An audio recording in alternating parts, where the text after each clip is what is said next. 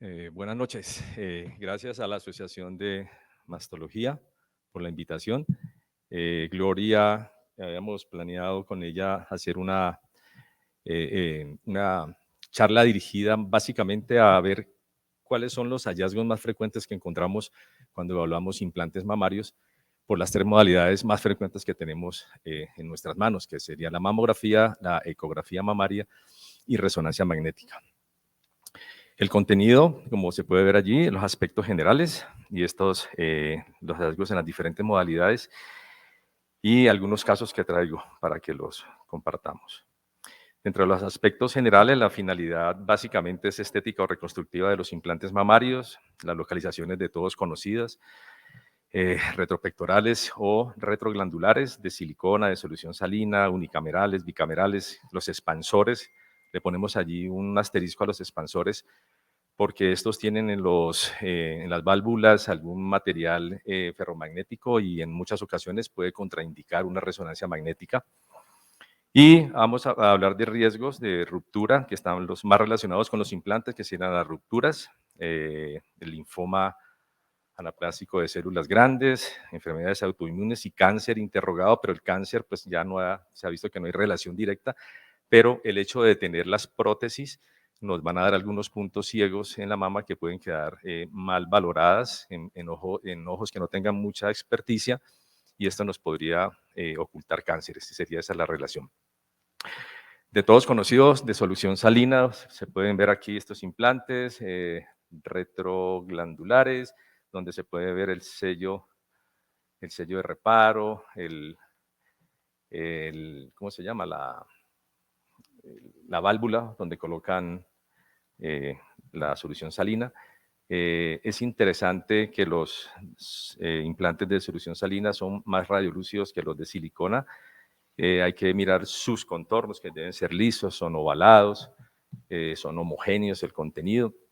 En este caso vemos cómo se ven normalmente la silicona en estos retropectorales, es solución salina, unos implantes que se han roto y miren cómo esa ruptura produce una contracción de la cápsula y una deformidad del mismo, y aquí se siguen viendo unos pliegues normales que no son patológicos.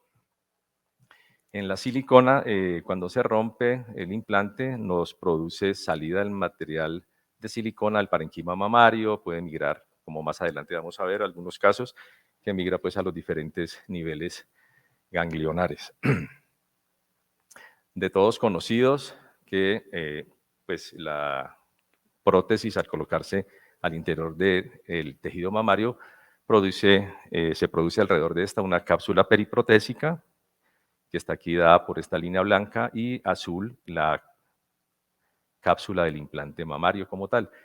Cuando se rompe ese implante mamario, la cápsula tiene alguna alteración, queda contenida por la cápsula periprotésica, que sería una ruptura intracapsular, y cuando sale ya y se rompe tanto la cápsula del implante como la cápsula periprotésica, pues empieza a migrar la silicona hacia el parenquima mamario y empieza pues la vía de diseminación. Vamos a empezar a hablar de mamografía con respecto a los implantes mamarios. Las rupturas intracapsulares, vamos a comenzar con ellas, es el tipo más común de la ruptura de los implantes. Se puede encontrar en un 77 a un 89% de todas las rupturas y en muchas ocasiones no es evidente para el paciente o para el médico, y esa baja sensibilidad para la detección en el examen clínico hace que no se detecte fácilmente. En mamografía la sensibilidad para detección de ruptura es del 11 al 69%, y esa limitación para la ruptura intracapsular se da básicamente porque la silicona, al ser tan radiopaca, no permite ver el contenido de la misma. Entonces va a evitar la evaluación de la subestructura interna del implante mamario. De todos conocidos, ya dijimos que se tiene que tener y hacer una valoración de los implantes como tal cuando nos enfrentamos a ellos, sus contornos, debemos comparar, como está viéndose en este mamografía en estas mediolaterales del 2017 versus las del 2018, esos contornos, y vemos que aquí en esta parte superior de la mama izquierda es lisa, es homogénea, y miren, en el año siguiente ya se empieza a ver aquí una alteración del contorno que nos puede sugerir que hay un compromiso de ese implante y nos debe invitar a hacer un estudio especial. Es lo que más tenemos a la mano, es una ecografía, que es lo más rápido, lo más útil. En este otro caso, es la misma proyección para las dos imágenes. Estas son siliconas retropectorales, y esta es una película que tiene el sistema nuestro que nos va a tapar, entre comillas, todo lo que es la silicona y nos va a dejar la cápsula periprotésica. Y miren, aquí se puede reconocer un defecto de esa zona que nos implicaría, y aquí también se ve más grueso esta cápsula periprotésica con un poquito de líquido, nos llevaría a pensar que tenemos que investigar más. Siempre cualquier hallazgo sutil que encontremos nos hace dudar que ese implante esté bien o no. La contractura capsular y las calcificaciones periprotésicas de la cápsula fibrótica que se forma no se relacionan en su gran mayoría con rupturas intracapsulares, pero tenemos que estar familiarizados con ello. La contractura capsular pierde esa morfología ovalada, se vuelve muy redonda, como en este caso, y en la de las calcificaciones, como se pueden ver aquí, hay múltiples calcificaciones periprotésicas que se ven, y esto nos habla, pues, de que son unas prótesis muy seguramente, entre comillas, mayores, que tienen bastantes años de estar puestas.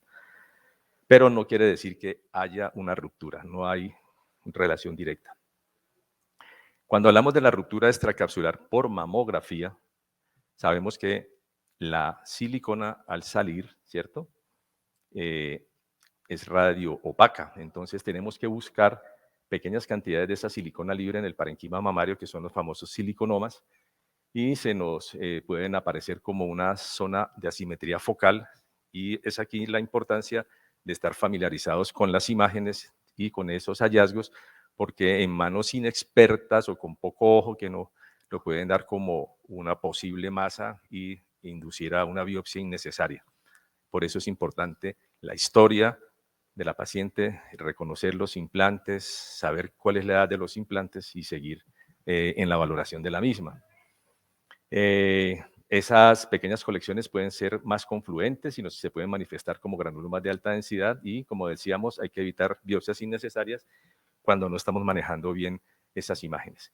La silicona, cuando sale, se hace extracapsular, pues esta es la vía de diseminación hasta que llegan los ganglios linfáticos axilares de la cadena de la mamaria interna, infraclaviculares, pueden migrar al abdomen, hemos encontrado en el cuello, en vecindad al tiroides, migra con mucha facilidad. Esta es una placa que está un poco, el contraste no quedó muy bueno, pero la idea que les traigo es que, si ustedes se dan cuenta, esta imagen de estas prótesis muy densas, son muy homogéneas, pero miremos acá abajo que hay unos granulomas o más densos, unas zonas de mayor densidad, que deben ser correlacionados muy seguramente con siliconomas, con ganglios marcadamente aumentados de densidad y tamaño por presencia de silicona en su interior. Este caso de hace 2 días, en donde encontramos esta paciente, vemos una asimetría en la densidad y una alteración de la parte interna. Son casos pocos que se ven cuando uno encuentra gran alteración, pero si se dan cuenta, en la parte posterior hay una zona densa que sigue la misma densidad del implante mamario, con ya presencia de silicona hacia la región axilar. Esa es una ruptura intracapsular y, lógicamente, extracapsular. Siempre que encontremos signos de rupturas intracapsulares, estamos obligados a realizar valoración y búsqueda de silicona extracapsular por rupturas, ¿no? Esta paciente se le retiran las prótesis y queda esta imagen nodular radiopaca densa espiculada y con una gran desestructuración del parenquima mamario. Lo traje a colación porque nos puede simular un cáncer. Es importante la experiencia de los ojos que tengamos y la historia. Esta paciente la pueden mandar fácilmente si no tenemos buena experiencia la podemos mandar a realizar una biopsia, porque es una lesión francamente sospechosa, entre comillas, de malignidad, pero es un siliconoma que fue secundario a una ruptura y retiro de prótesis. Otro tema importante es el famoso trasudado de silicona. Cuando se habla de esto, hacemos referencia a que pequeñas cantidades de estas moléculas de la silicona no polimerizadas impregnan la cubierta intacta del implante y los linfáticos pueden atraparlos y empezarlos a enviar a las diferentes ganglios donde ellos van a drenar. Y podemos estar teniendo diagnósticos errados porque cuando se presenta esta situación, la cápsula está íntegra, tanto intracapsular como extracapsular, y se da porque, entre comillas, la prótesis suda, otros hablan de sangrado de la prótesis, pero no son términos adecuados para esto. Entonces, cuando nos encontramos con un ganglio denso con silicona evidente en su interior por una mamografía, debemos justificar una evaluación del implante con ecografía inicialmente, y si hay más dudas, pues con una resonancia magnética para descartar que no haya una ruptura intracapsular. Entonces, para recordar esto, que la sensibilidad es baja, el objetivo principal de la mamografía, lógicamente, es detectar cáncer, pero como nos estamos enfrentando a prótesis, tenemos que tener una formación y una capacidad de valoración de los mismos, ¿no? Siempre vamos a encontrar, y es mucho más sensible para buscar silicona extracapsular, no alteraciones de la cápsula con alteraciones intracapsulares, básicamente. Por ecografía, la valoración de los implantes, nos vamos a referir a esta sensibilidad, podemos tener una sensibilidad de un 30 o un 75% en la valoración de esas rupturas, con un valor predictivo negativo de un 50 a un 90%. De todos conocidos que la ecografía es operador dependiente, se requieren unos requerimientos altos técnicos de los equipos, estar entrenados los radiólogos en la valoración, tener transductores de alta frecuencia, de 7 a 12 MHz como mínimo, y los equipos actualmente traen unas aplicaciones como campos extendidos, imágenes compartidas, ¿sí? Mirar la orientación del implante, el sello del implante tenemos que valorarlo si lo podemos encontrar. La clave de la evaluación de los implantes mamarios por ecografía es la línea trilaminar, que hace referencia a lo siguiente: cuando el implante se coloca, esta imagen que está aquí, que es, lógicamente, es un implante que han metido en agua y se ven las cápsulas de la prótesis. Esto es lo normal de ver en una prótesis ex vivo, no dentro de la mujer. Se ven dos capas, una blanca ecogénica, una zona más hipoecoica y una capa más interna, ecogénica igualmente. Cuando se coloca la prótesis aparece una tercera capa que va a ser la periprotésica, que se ve aquí en esta línea verde, con un espacio que es más hipoecoico. Esto es importante para valorar las rupturas. Entonces, vamos a mirar aquí en este caso. Vemos un implante que tiene unas ondulaciones del implante que son hallazgos normales, no son patológicos, y podemos ver especialmente aquí la cápsula de la prótesis con la parte externa de la misma, la zona hipoecoica, y la cápsula, la parte interna de esa cápsula. Y aquí la línea más blanca que va pegada es la cápsula periprotésica o reactiva, que se ha formado pues, por la presencia de ese cuerpo extraño, y un poquito de líquido que es normal encontrar, eso no es patológico. Pero tenemos que también que estar adaptados, ¿no? Tenemos que tener el conocimiento de que pueden existir unos hallazgos normales que nos pueden llevar a confusiones. En este del lado izquierdo vemos aquí esta prótesis, el sello de la prótesis, y esta es la imagen que da el sello de la prótesis cuando hacemos la ecografía. Una línea ecogénica lineal que está por debajo de la cápsula, de la pared interna de esa cápsula de la prótesis. Esto nos puede llevar a confusiones con líneas subcapsulares, que es un hallazgo que es de ruptura. Pero en este caso, si uno no conoce esto, lo tira como una ruptura. Entonces, ojo con eso. Por eso hay que hacer varias ecografías y tener el ojo un poco entrenado para eso. Miramos aquí esta zona, esta silicona que se ve más ecogénica, esa silicona de cuarta y quinta generación es un gel más cohesivo, al igual que la cápsula es más fuerte y, entre comillas, es más sólido y nos da esta imagen porque la penetración disminuye del sonido. Entonces, esto es normal, esto no es patológico. E igualmente, miren, aquí está la lámina trilaminar y se ven unas imágenes lineales que simulan una línea subcapsular, pero tampoco. Esto es reverberación de la cápsula y son hallazgos normales. Esto se puede disminuir haciendo un poco de presión sobre la prótesis. Entonces, muchas personas pueden mandar esto como una ruptura intracapsular y no lo es. Entonces, pues hay que manejarla bien con un poco de experticia. Dijimos que las ondulaciones son normales, esto no es patológico, así como tampoco los pliegues. Pero miren este ejemplo.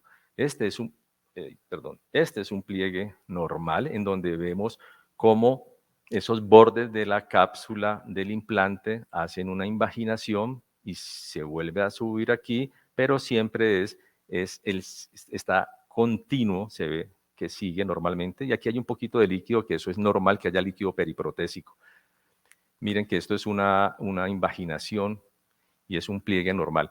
En el caso de al lado, que es muy similar, pero de otra paciente, miren cómo no se ven esas imágenes ecogénicas lineales, sino que se ve ya un contenido ecogénico, porque ya se ha roto esta cápsula y se ha metido la silicona, como en los de acá abajo. Miren cómo se mete aquí silicona y silicona. No sé si la luz, si permite ver aquí bien esta parte de aquí. Se mete aquí la silicona y nos altera. Entonces, estos son rupturas y esto es un pliegue normal. Entonces, también hay que saberlo y no mandarlo como una alteración. Cuando nos encontramos con este hallazgo, miren que esta cápsula es la cápsula de la prótesis que está separada de la cápsula periprotésica y se ha metido líquido aquí. Aquí viene más o menos los espacios que les hablábamos ahora. Esta es la cápsula de la prótesis y aquí ya hay metido silicona porque hubo una ruptura, hay una pérdida de la continuidad, aquí ya no se ve más la cápsula de la prótesis, o sea que hay una alteración por ruptura intracapsular y es lo que se conoce como la línea subcapsular. Aquí, más dramático el ejemplo, miren esto, es la cápsula de la prótesis y este espacio es en donde se ha metido toda esta silicona y está contenida por la cápsula periprotésica. Y aún más, todavía más dramático, al comparar esta prótesis del lado derecho con la del izquierdo, pues vemos signos clásicos de ruptura, la línea subcapsular, la silicona metida y los famosos peldaños también que se narran, que es cuando ya empiezan a aparecer todos estos pliegues que empiezan a nadar, entre comillas, en la silicona, que sería el famoso signo de Linguini que encuentra uno en la resonancia magnética. Entonces, siempre que encontremos una ruptura intracapsular desde el punto de vista ecográfico, tenemos que descartar una ruptura extracapsular. Y la única forma de descartarla es haciendo una adecuada valoración del parenquima mamario para buscar granulomas, que son los famosos siliconomas, y también mirar muy bien la región axilar, cadena de la mamaria interna, la región infraclavicular. Y tenemos que tener en cuenta que cuando la paciente ha tenido recambios de implante por rupturas previas, puede quedar silicona en su interior, en el parenquima, y estar impregnada en los ganglios axilares. Y es por eso que debemos siempre hacer un buen interrogante y saber que la paciente ha tenido recambio, si tuvo ruptura previa o no, ¿sí? Entonces, esa silicona extracapsular puede ir a todas estas zonas, como ya dijimos, puede migrar. Y traigo aquí unos ejemplos. El clásico siliconoma lo traje bastante aumentado para que lo veamos. Es ecogénico, redondeado y nos da un refuerzo posterior, acústico posterior. Esto es lo que se llama pues el copito algodón o el copito de nieve que llaman. Pero esto es un siliconoma clásico. Pero ese siliconoma puede aparecer así clásico o puede aparecer como en este caso un poco más heterogéneo o en este que es mixto o en este que puede ser anecoico. Todas estas presentaciones están relacionadas con silicona, con granulomas por silicona en el parenquima mamario. La migración de estos, como dijimos, van a la axila, donde encontramos unos ganglios totalmente reemplazados, y el signo de la tormenta de nieve que también se habla, pues uno lo debería usar solamente para las imágenes que se reconocen en el parenquima mamario y no en la axila. En la axila son ganglios con silicona en su interior, porque pues los tiene allí adentro, porque los toma pues para que no sigan migrando. Este sería tormenta de nieve, un granuloma intraparenquimatoso en axila. Miren esto que están en la región de la infraclavicular, vecino a la subclavia derecha. Miren todos estos. Y estos aquí, este corresponde a un arco costal en el corte transversal, aquí otro, y entre los dos, este otro, miren, material ecogénico. Todos estos son los sitios de migración que tenemos que estar buscando para evaluarlo, ¿no? Pasando a resonancia magnética, la sensibilidad del 72 al 94%, con una especificidad altísima, casi del 100%. Es el mejor método para evaluar prótesis. La FDA apoya el uso de resonancia magnética, realizar un seguimiento a los 3 años luego de haberse implantado las prótesis y continuar cada 2 años. No se ha visto que haya todavía una evidencia concluyente que reduzca la morbilidad de esos pacientes. ¿Qué consideraciones técnicas tenemos que tener cuando nos planteamos resonancia magnética de los implantes? Primero, que es sin contraste, porque vamos a valorar solamente los implantes, consecuencias específicas de supresión de agua, supresión de silicona, donde vamos a resaltar cada una de estas elementos que pertenecen o bien silicona o bien líquido periprotésico, ¿sí? Tener en cuenta que esos expansores tienen esas válvulas que producen artificios porque tienen algunas partículas ferromagnéticas y estaría un poco contraindicada por esto. Cuando tengamos implantes de solución salina, pues lógicamente la resonancia no se debe hacer, con la ecografía es más que suficiente. Y cuando tengamos dudas que haya, además de la ruptura, un compromiso del implante, haya una neoplasia, pues lógicamente hay que colocar contraste para realizarla. Entonces, hernias son capsulares, se pasan a través de la cápsula fibrosa, se hernia la cápsula del implante mamario como tal y nos lleva pues a presentarse alteraciones en los contornos de la misma. Se ve una imagen de desplazamiento del implante. Miren aquí, este que se va hacia la región axilar, este otro que nos da como unas orejitas acá, esta otra que tiene tendencia a la parte más medial del tórax. Hallazgos normales que encontramos los pliegues radiales que van de la periferia hacia el centro, son hipointensos, como estos todos ejemplos de eso. Esto no tiene silicona dentro, sino que son hipointensos, son negros, atraviesan, pueden pasar de lado a lado, son hallazgos normales, no son patológicos. Cuando hay ruptura ya intracapsular, pueden haber la que es parcialmente colapsada o la totalmente colapsada y ya las rupturas extracapsulares con compromiso de los dos. La cubierta colapsada, cuando se produce la ruptura por colapso, encontramos el famoso la línea subcapsular, que ya la hemos visto anteriormente en eco, y unos signos que son muy sutiles, el signo de la lágrima, el ojo de la cerradura, el pulley, son cosas que vemos ahorita aquí, y en la cubierta colapsada, el famoso linguini. Entonces, en este caso, miren aquí, tenemos la cápsula y la línea subcapsular aquí, se ve desplazada la misma. Aquí hay un nudo o un ojo de cerradura. Aquí con las flechas se ve este. Aquí es un pulley, aquí un poco más prominente el ojo de la cerradura, la lágrima o el nudo que sería este. Miren aquí. Son signos muy sutiles que al final de cuentas es ruptura intracapsular, pero son lo que describe la literatura. Y este es el linguini donde quedan bailando todos como unos flecos dentro de la prótesis, que es como unos espaguetis, pues. La ruptura extracapsular vemos por fuera de la prótesis, migra igualmente, región de la cadena mamaria interna. Esta paciente tenía recambio y miren y los implantes son normales y todas estas imágenes que están brillando porque tenemos secuencia de silicona en donde la silicona de los implantes brilla y si hay por fuera lógicamente va a brillar. Están en las axilas, en el parenquima, en la cadena de la mamaria interna, aquí vecino a pero estos no están rotos, son antiguos. Entonces, ojo con la historia. Asociación de implantes y cáncer de mama, no hay asociación directa entre ellos, no hay diferencias estadísticas pues, significativas de sobrevida a los pacientes que tengan cáncer de mama y prótesis, pero la resonancia magnética es la ideal para esto, para estadificación, ¿no es cierto? Compromiso de la cápsula pectoral y esto. 4 casos y terminamos. Esta paciente, primer caso, 61 años, que viene a tamizaje, solución salina a los implantes. Miren, aquí están los, no me acuerdo, las válvulas, perdón, la válvula, y se ven pues relativamente bien, ¿cierto? Pero si ustedes se dan cuenta, aquí hay una pequeña zonita de asimetría prepectoral, y entonces esta paciente pues vino a su mamografía de control, vimos los implantes y todo, pero nos llamó la atención eso, hicimos una tomo, aparece un nódulo ligeramente espiculado, una compresión, y miren la eco dramática, es un nódulo pequeño, espiculado, salió un carcinoma tubular infiltrante, que le hicimos resonancia, que está pegada. Es importante esto, que no esté comprometiendo la cápsula, a ver que haya diferencia, como en este caso, miren aquí, con estas secuencias. Y aquí en esta proyección sagital, en donde aparentemente hay un clivaje.